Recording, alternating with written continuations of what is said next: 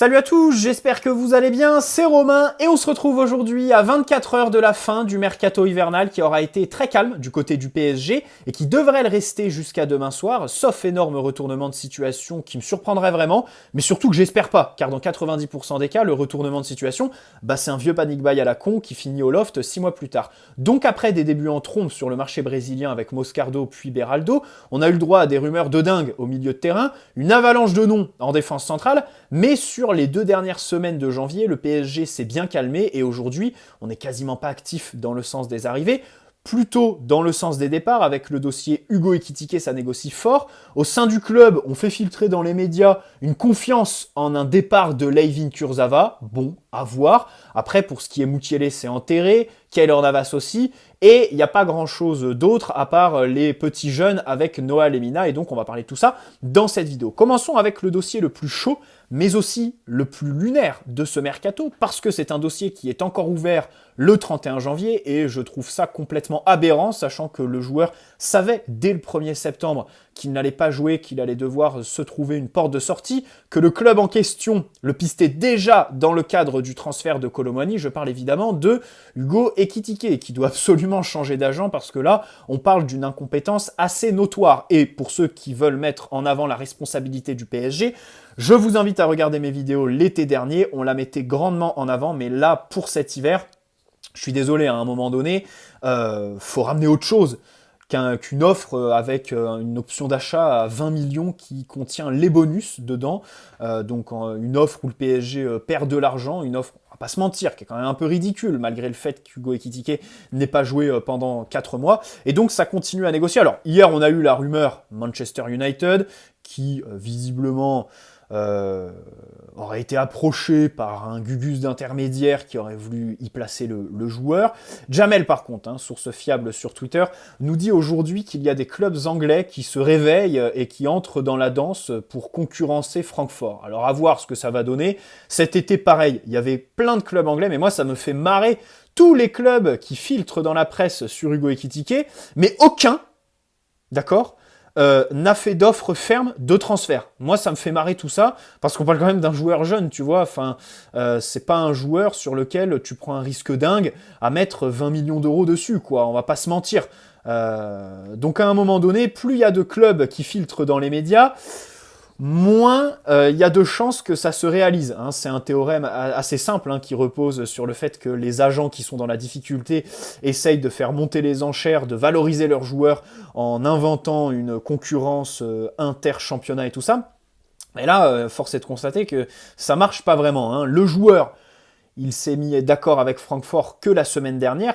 Je l'ai dit dans une précédente vidéo, il divise son salaire par 2, donc c'est un effort considérable qu'il faut souligner. Mais le problème, c'est qu'en fait, tu avais 4 mois et demi pour négocier, et t'en viens à diviser ton salaire par 2.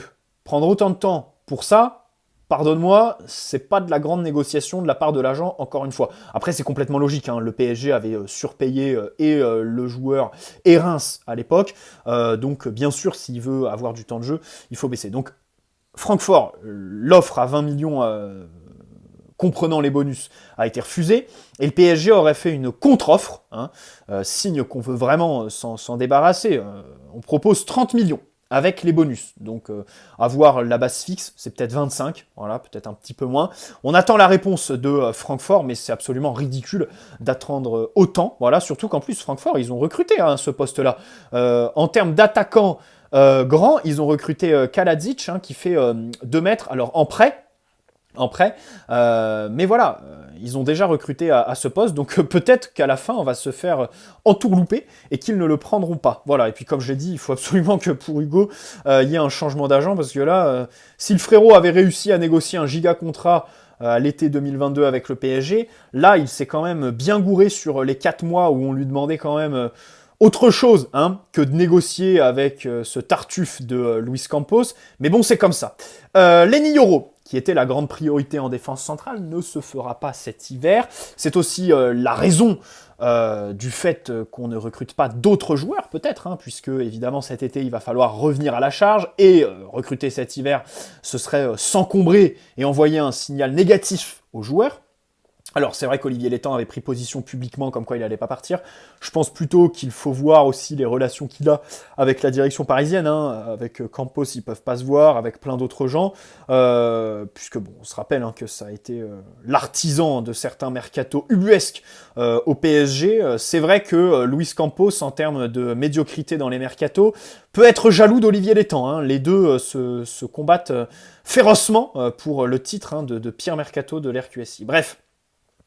Alors maintenant, avec Lenny Yoro, il y a une question fondamentale qui se pose, c'est à quel point on veut le faire, à quel point on croit en lui en fait. Parce que t'as loupé Varane, t'as loupé Upamecano, t'as loupé Konaté, t'as loupé Fofana, Saliba, peut-être que tu veux absolument pas louper le prochain crack français à ce poste de défenseur central, puisque évidemment la France est un berceau doré à ce poste-là. Alors, est-ce que, par exemple, tu es capable de lui faire de la place dans ton effectif, qui aujourd'hui est bien garni, numériquement, bon, ça va pas de soi parce qu'on a des blessés aujourd'hui, mais au moins en termes de masse salariale, c'est assez dingue. On a quand même, je pense, 4 joueurs qui sont à plus de 10 millions. Lucas Hernandez, Skriniar, Marquinhos et Kimpembe. Je pense que Kimpembe, en brut, ça doit dépasser les 10. En plus, il y avait eu une petite augmentation, je crois, sur sa prolongation jusqu'en 2026 qu'il avait signé juste après le match contre Metz en décembre dernier. Donc, est-ce que tu es capable de te séparer d'un Skriniar, par exemple? Même si Luis Enrique l'a beaucoup utilisé, on se rend compte quand même que c'est un profil anti-moderne. Peut-être Marquinhos, la question pourra se poser, parce que je ne suis pas sûr que Luis Enrique porte Marquinhos dans son cœur comme un Thomas Tuchel à l'époque, par exemple. Là, en l'occurrence, on a quand même un joueur, déjà qui n'est pas le même que sous Thomas Tuchel, qui a perdu certains attributs, notamment l'explosivité, la personnalité à la relance, et donc, cette question pourrait se poser. Après, est-ce que lui voudra partir? Ça, on va voir, mais dans tous les cas, recruter Lenny Yoro, avec le recul, je me dis, en fait, cet été, il va y avoir tellement de concurrence, il va falloir lui garantir une grosse place, quoi. Et le problème, c'est que Lenny Yoro, c'est axe droit.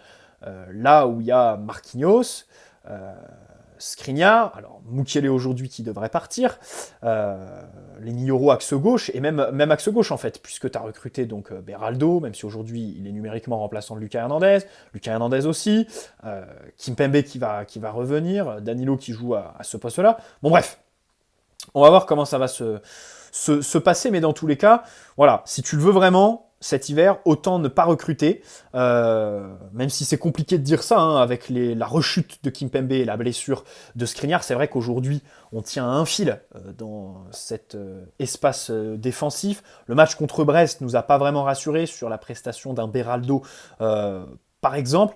Après, c'est à double tranchant, parce que cet été, Lenny Yoro, il va falloir le faire.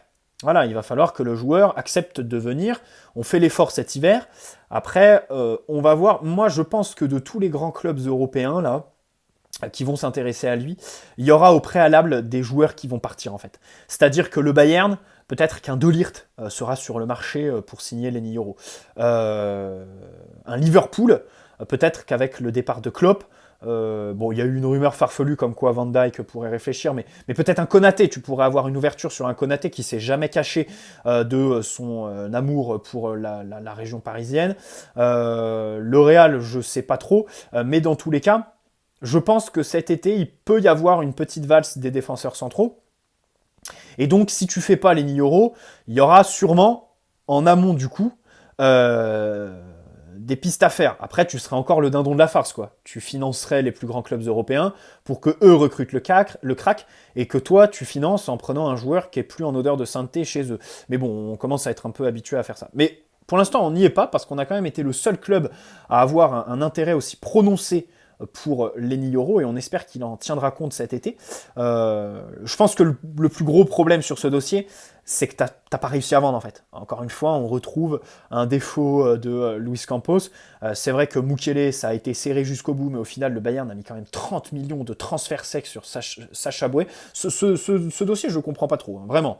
Je comprends pas comment tu peux mettre 30 millions sur Sacha Boey et pas 20 sur Mukiele. Mais bon, c'est comme ça. Kurzawa, je le disais, il y a des rumeurs aux États-Unis, en MLS. On va voir si ça va aboutir, mais bon, perso, je ne crois pas vraiment en un départ de ce bon vieux Levin qui fait des streams sur Twitch, si je dis pas de conneries. Donc Ekitike, j'en ai déjà parlé. Et puis Navas, mais il a été titulaire contre Orléans la semaine dernière. Hein. Rappelez-vous, sur les titularisations de Tenas, Navas n'était pas disponible. Il avait les douleurs au lombaire. Et du coup, on pourrait se dire qu'aujourd'hui, peut-être que le Costaricien est numéro 2 devant Tenas dans la hiérarchie, en fait. Et que du coup, le PSG veut peut-être pas s'en séparer. Mais bon, on va voir. On va voir, puisqu'il a été titulaire devant Tenas, justement, contre Orléans. Moi, je pense que le dossier Mbappé va être très important, et je réitère, parce que, déjà, les gars, je pense, enfin, il y a surtout des infos qui vont dans ce sens-là, la décision, on va la voir rapidement. On va la voir rapidement, peut-être avant le match contre la Real Sociedad, dans le mois de février. Surtout, peut-être je dis ça parce que je l'espère aussi, j'en ai un peu marre que ça traîne. Et aussi, je pense que la décision, aujourd'hui, mon ressenti, c'est qu'elle sera négative, en fait. Elle sera négative. Alors, Riolo, hier, il a encore tapé sur Luis Enrique, bien évidemment.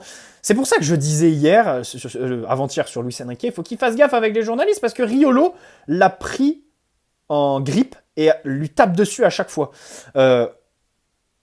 Je parle pas de crédibilité des propos de Riolo.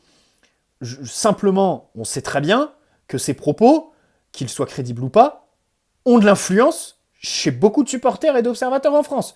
Donc attention. Donc il a dit que oui, Mbappé n'aime pas jouer numéro 9, mais qu'il se fait petit par rapport au contrat parce que la tendance est négative, hein, il n'est pas content et que ce serait Luis Enrique qui serait à l'origine du départ de Mbappé. Enfin, il a dit que Luis Enrique serait un coupable, on va dire, du départ de Mbappé en le mettant numéro 9, une position qui lui plaît pas. Mais moi, ce qui me fait marrer, c'est que ce serait une position qu'il occuperait au Real Madrid, en fait. Et moi, ce qui me ferait rire, c'est qu'aujourd'hui, on prépare Mbappé en numéro 9 pour qu'il y soit là-bas. Enfin, c'est assez lunaire. Alors, ce qui me fait peur aussi, c'est qu'en fait, le PSG est un éternel croyant. Hein. Jusqu'au bout, on va rester focus, on va croire qu'on peut le faire, et au final, on aura perdu un temps fou puisque le dossier n'aboutira pas. Avec Lenny Yoro, c'est absolument l'erreur à ne pas faire cet été. Hein. Si on voit qu'il y a des signaux négatifs, il va pas falloir tout faire pour le recruter, pour au final se retrouver le bec dans l'eau, avec la valse des défenseurs terminée. Regardez par exemple Skriniar à l'été 2022 typiquement, au mois de juin, il y a eu plein de mouvements. Si je dis pas de conneries, il y a Bremer qui rejoint la Juve, d'ailleurs Leonardo s'y intéressait avant son départ.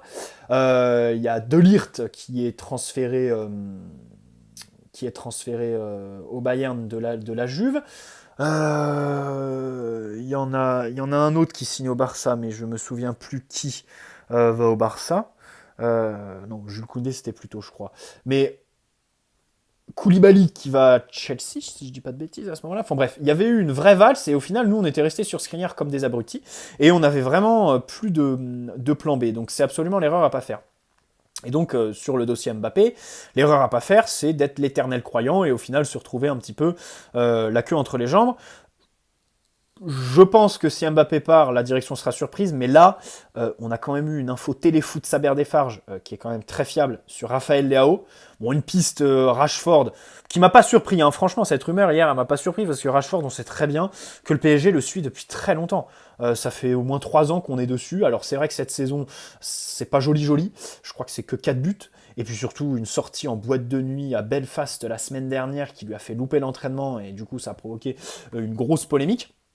Donc voilà, moi je pense que la piste Leao dimanche dans Téléfoot, la première chose à laquelle j'ai pensé, c'est Mbappé en fait. Je me dis ça y est, le PSG, aussi bizarre que ça puisse paraître, s'active sur des plans B, voilà.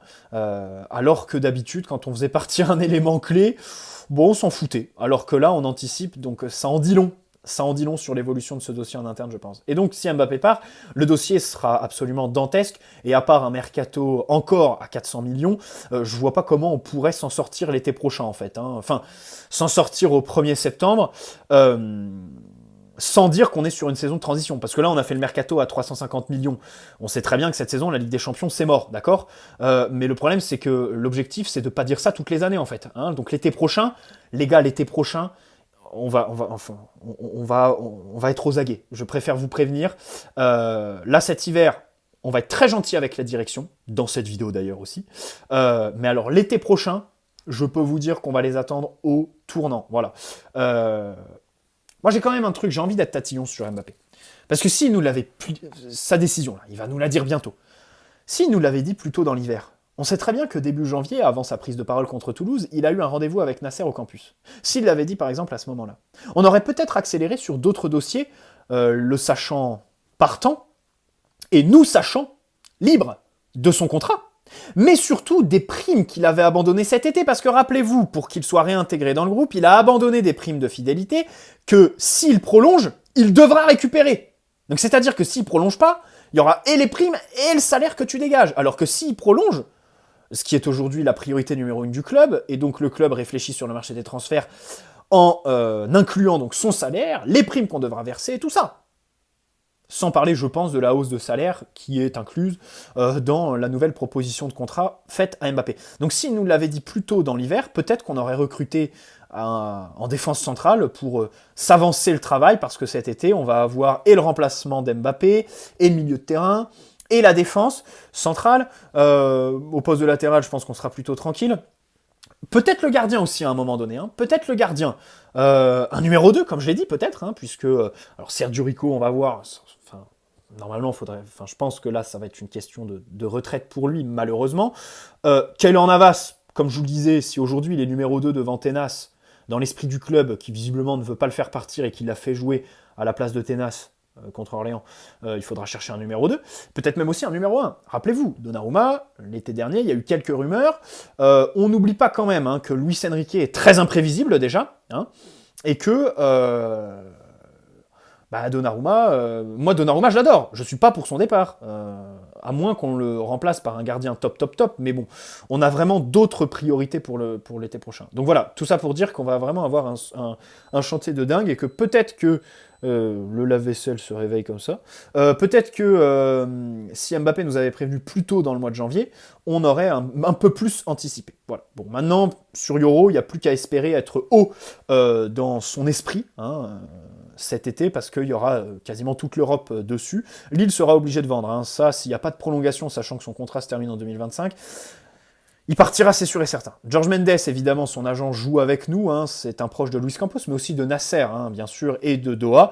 Hein, il n'y a pas que Luis Campos qui est copain-copain avec lui. La semaine dernière, d'ailleurs, ils ont entériné le dossier Yoro à Doha, hein, sur place. Hein, ils ont dit, ça y est, c'est mort, hein, Lille ne veulent pas le vendre. Et puis, bon, il nous le doit bien avec tous les dossiers bizarres qu'on a fait. Par exemple, Cher N'Dour. Cher N'Dour qui est parti en prêt à Braga, il a pris le numéro 10. C'est complètement logique. Hein. Là, par contre, ça a tout de la manœuvre avec l'agent, hein, parce que c'est un joueur quand même qui est très nonchalant. À l'entraînement, selon certains échos, comme Jamel, comme je vous le disais, il a déçu Luis Enrique et son staff. QSI a racheté des parts à Braga. Donc bon, on peut parler de clubs satellites, de clubs amis ou de petites magouilles pour aller leur filer. Moi, pour le joueur, je sais pas, j'ai quand même envie de voir le temps de jeu qu'il aura là-bas, en fait. Hein, parce qu'il y a 15 jours, Braga, quand ça avait fuité, ils avaient fait fuiter dans la presse qu'ils n'en avaient pas besoin. Hein, et au final, ils se retrouvent à le prendre comme ça du jour au lendemain. Je trouve ça un peu bizarre. Voilà, juste, je dis juste c'est bizarre. Donc on va voir, il y avait en plus d'autres clubs qui étaient sur lui, peut-être que lui aurait pu faire un autre choix que de repartir au Portugal, hein, mais bon, c'est comme ça. Il m'a pas l'air bien fufute, hein, enfin, je veux pas être méchant avec lui, mais quand je l'ai entendu dire en novembre que cet été il a refusé de partir en prêt, et que même cet hiver il refuserait de partir, il veut s'imposer au PSG, je me suis dit, oula, la confiance en soi, c'est évidemment une très grande qualité, et je la souhaite à tout le monde, mais il y a des limites, quoi. Il y a des limites. Faut aussi être clairvoyant. Et là, ouais, cette déclat en novembre qu'il avait fait, je me suis un peu interrogé. Bref. Noah Lemina qui revient de la Sampdoria, où il a eu qu'un seul match avec l'équipe 1. Luis Enrique, rappelez-vous, l'été dernier, il a fait la tournée, il a fait la préparation, et Luis Enrique l'a renvoyé avec les U19 au mois d'août. Voilà, il lui a dit, je veux pas de toi. Après, Luis Enrique, j'ai déjà dit dans une autre vidéo, je remarque qu'avec les jeunes, il est assez dur. Alors, comme cette semaine, c'est la semaine de toutes les critiques pour Luis Enrique, on va y aller, tant qu'on y est. Je trouve que, alors, Seny Mayulu, je pense que c'est l'exception qui confirme la règle, parce que quand il en parle, on sent quand même que le joueur lui plaît, qu'il a hâte d'en faire un joueur de son système, Luis Enrique. Mais voilà, à part ça, bon, il y a Ethan Mbappé. On va pas se mentir, Ethan Mbappé, il est bon, hein, je remets pas en cause ses qualités. Mais s'il joue, c'est aussi par rapport à la situation familiale. Et après, il n'y a pas grand monde qui s'entraîne de manière continuelle avec les pros. Hein. Ils font souvent le yo-yo. Alors là, il y a Yoram Zage qui a fait bonne impression selon Jamel ces derniers jours et qui est rappelé à l'entraînement. On va voir si ça va se concrétiser par des minutes. De l'autre côté, c'est vrai qu'on n'a pas la meilleure cuvée sur cette génération U19, mais je trouve que Luis Enrique, voilà, les fait pas vraiment jouer, les ramène pas trop avec le groupe. Après, bien sûr, on a déjà Warren, on a aussi Barcola dans l'équipe, le jeune Beraldo, mais c'est vrai que, bon, on peut dire aussi que de l'autre côté, Luis Enrique est assez dur. Bon, dans tous les cas, pour Noah Lemina, on a une option d'achat alors qui était à 2 millions, qui est passée à 1 million aujourd'hui. Il a passé la visite médicale ce matin. C'est lui qui décidera si l'option d'achat est levée ou non par les clubs. Et on aura 25% à la revente sur la plus-value. Donc ça, c'est quand même très important. 25%, d'habitude, on est plutôt aux alentours de 10-15%. Là, un quart, c'est quand même énorme, surtout que la plus-value, sachant que l'option d'achat, elle est à 1 million, la prochaine vente, en gros, ce sera 25% de la prochaine vente, quoi, puisqu'il n'y aura pas vraiment de plus-value. Enfin, si, il y aura quasiment que de la plus-value, pardon. Noah Lemina, il n'est pas représenté par George Mendes, mais je pense qu'il a aidé au deal. Après, faut aussi noter qu'il a perdu son père, Noah Lemina, dernièrement, que son frère Mario est au Wolverhampton, aux Wolves, pardon, et que du coup, il veut se rapprocher de son père. Après, de son frère. Par contre, sportivement, alors les gens ils disent ouais, option d'achat à 1 million pour un club de première ligue, c'est lamentable. Le problème c'est qu'il va, enfin je pense pas qu'il y aille pour jouer en championnat. Hein. Les Wolves ils ont une attaque, c'est quasiment que des internationaux, ils sont 11e de première ligue donc c'est pas non plus des relégables. D'ailleurs ils ont un match en moins sur Chelsea, s'ils le gagnent ce match en moins ils passent devant Chelsea. Je pense qu'il y va pour jouer avec la réserve en fait. Donc on va voir. Moi personnellement, c'est pas un dossier qui m'extasie complètement. Hein. Je suis pas choqué de voir une option d'achat à 1 million pour Noah Lemina. Bon, on va voir. On va voir. C'est comme après. Je pense aussi qu'il y a les clauses que le PSG met tout le temps.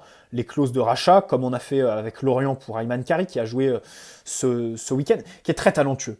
Moi, je pense sincèrement que, il ne faut pas le comparer avec Warren, mais si on devait le faire, ce serait celui qui se rapproche le plus de Warren, voire arrive à son niveau quand il est en pleine possession de ses moyens, puisque ce week-end, il a fait une belle prestation contre le Havre, mais le problème, c'est que c'est sa deuxième titularisation en Ligue 1, en fait, depuis son prêt, en un an, parce qu'il a enchaîné les blessures, en fait.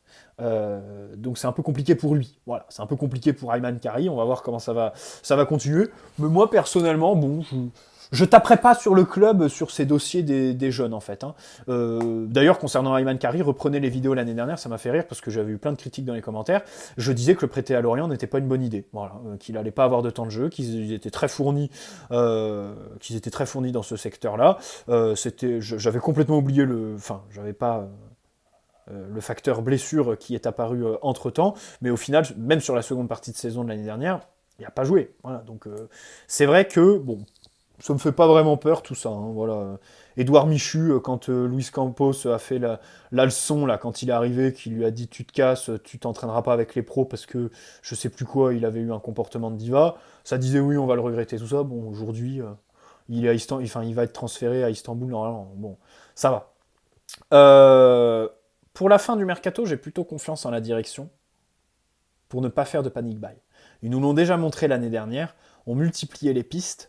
Bakayoko du PSV Eindhoven, on avait abandonné très rapidement parce qu'il demandait beaucoup trop d'argent.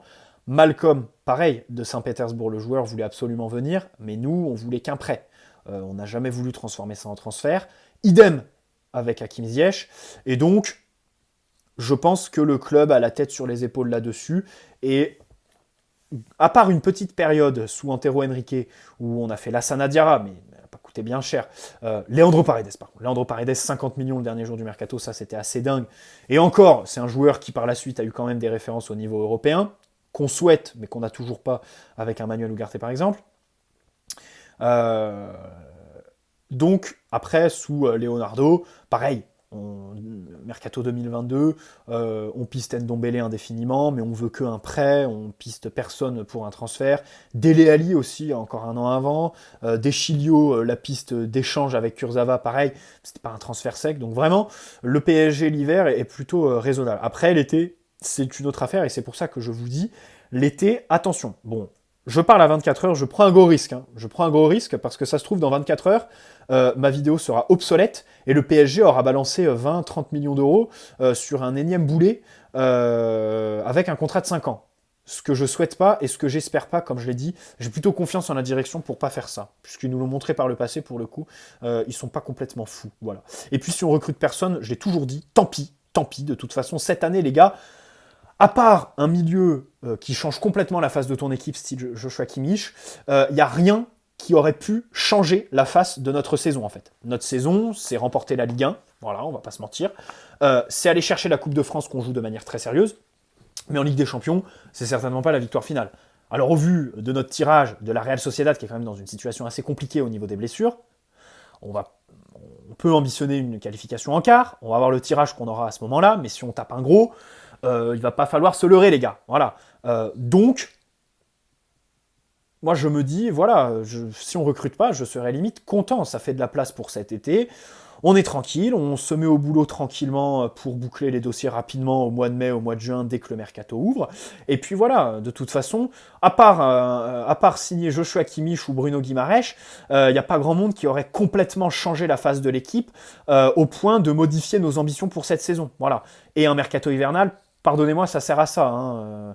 Ou alors, dans le cas du marché brésilien qui est différé en matière de calendrier par rapport à nous, voilà, c'est aussi recruter des pépites. Mais après, au niveau européen, bon, les ajustements, c'est très compliqué de les faire, c'est très compliqué qu'ils changent la face de ton équipe. Bonne soirée à tous, n'hésitez pas à poser un like si cette vidéo vous a plu, vous abonner si ce n'est pas déjà fait, et puis on se retrouve demain pour l'avant-match Strasbourg, hein, on va reparler terrain, vendredi pour le débrief, et puis ce week-end, alors s'il y a un gros mouvement, on se retrouvera ce week-end pour en parler. Mais voilà, après, on fera une vidéo quand même sur la piste Raphaël Leao. Rashford, je sais pas, j'attends que ce soit confirmé parce que la source était un peu nulle. Mais par contre, Raphaël Leao, c'est quand même très très intéressant. Hein. Leao qui intéresse le PSG, qui s'est manifesté, le joueur qui est ouvert à l'idée de nous écouter, ce qui me paraît logique. Hein. Il parle français couramment, on a l'impression qu'il est originaire d'ici. Il y a son compère Nuno Mendes, enfin, il s'entendrait super bien avec la majeure partie de l'effectif. Donc c'est pas déconnant, vraiment c'est pas déconnant. Après, concernant le joueur, faut discuter. Ciao les amis, prenez soin de vous et on se retrouve très rapidement.